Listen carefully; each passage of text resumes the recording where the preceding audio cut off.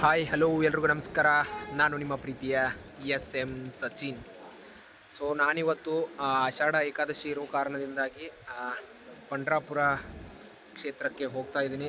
So ಎಲ್ಲರಿಗೂ ಆಷಾಢ ಏಕಾದಶಿಯ ಶುಭಾಶಯಗಳನ್ನು ಹೇಳ್ತಾ, ಸೊ ನಾನಿವತ್ತು ಪಂಡ್ರಾಪುರಕ್ಕೆ ಹೊಂಟಿದ್ದೀನಿ. ಸೊ ಪಂಡ್ರಾಪುರದಲ್ಲಿ ಯಾವ ಥರ ಜನ ಎಲ್ಲ ಜಾತ್ರೆ. ಸೊ ಪಂಡ್ರಾಪುರದ ಏಕಾದಶಿ ಅಂದರೆ ಒಂದು ಪ್ರಸಿದ್ಧ ಸ್ಥಳ ಅದು. ಅದಲ್ಲದೆ ಇವತ್ತು ಅತಿ ಜಾಸ್ತಿ ಮಂದಿ ಅಲ್ಲಿ ಕೂಡಿರ್ತಾರೆ. ಯಾಕಂತಂದ್ರೆ ಆಷಾಢ ಏಕಾದಶಿ ಅಂತಂದ್ರೆ ಅದೊಂದು ಅದರದೇ ಆದಂಥ ಒಂದು ಮಹತ್ವ ಇದೆ. ಸೊ ಅದಕ್ಕಾಗಿ ಇವತ್ತಲ್ಲಿ ಭಾಳಷ್ಟು ಜನ ಸೇರಿರ್ತಾರೆ. ಸೊ ಅದಕ್ಕಾಗಿ ನಾನು ಹೊಂಟೇನೆ.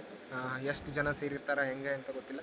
ಸೊ ಹೋಗಿ ದೇವರ ದರ್ಶನ ಮಾಡಿಕೊಂಡು ಬರೋಣ ಅಂತ ಹೇಳ್ತಾ, ಸೊ ಬನ್ನಿ. ನಾನು ನೆಕ್ಸ್ಟ್ ಪಂಢರಪುರಕ್ಕೆ ಹೋದ ನಂತರ ಅಲ್ಲಿ ತೋರಿಸ್ತಾನೆ ಯಾವ ಥರ ಐತಿ ಪಂಢರಪುರ ಏನ ಹೆಂಗೆ ಅಂತೇಳಿ. ಸೊ ಓಕೆ, ನೆಕ್ಸ್ಟ್ ಅಲ್ಲಿಗೆ ಹೋಗೋಣ ಅಂತ.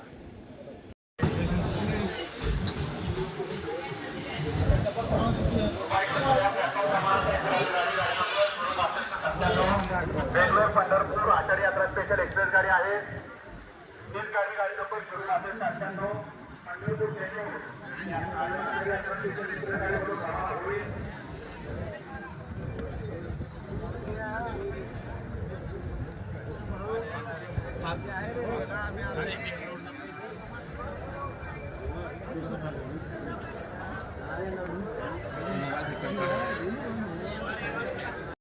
ಸೊ ಈಗ ಬಂದು ಇಲ್ಲಿ ರೈಲ್ವೆ ಸ್ಟೇಷನ್ದಾಗ ಇಳ್ಕೊಂಡು ಪಂಢರಪುರ ರೈಲ್ವೆ ಸ್ಟೇಷನ್ದಾಗ ಇಳ್ಕೊಂಡದ್ವ. ಇನ್ನು ದೇವ್ರಿಗೆ ಹೊಂಟದು.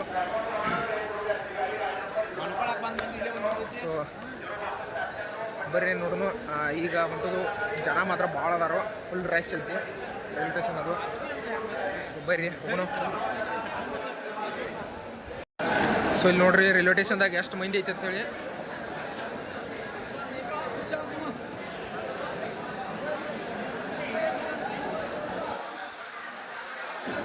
ನೋಡ್ರಿ ರೈಲ್ವೆ ಸ್ಟೇಷನ್ದಾಗ ಎಷ್ಟು ಮಂದಿ ಐತಿ.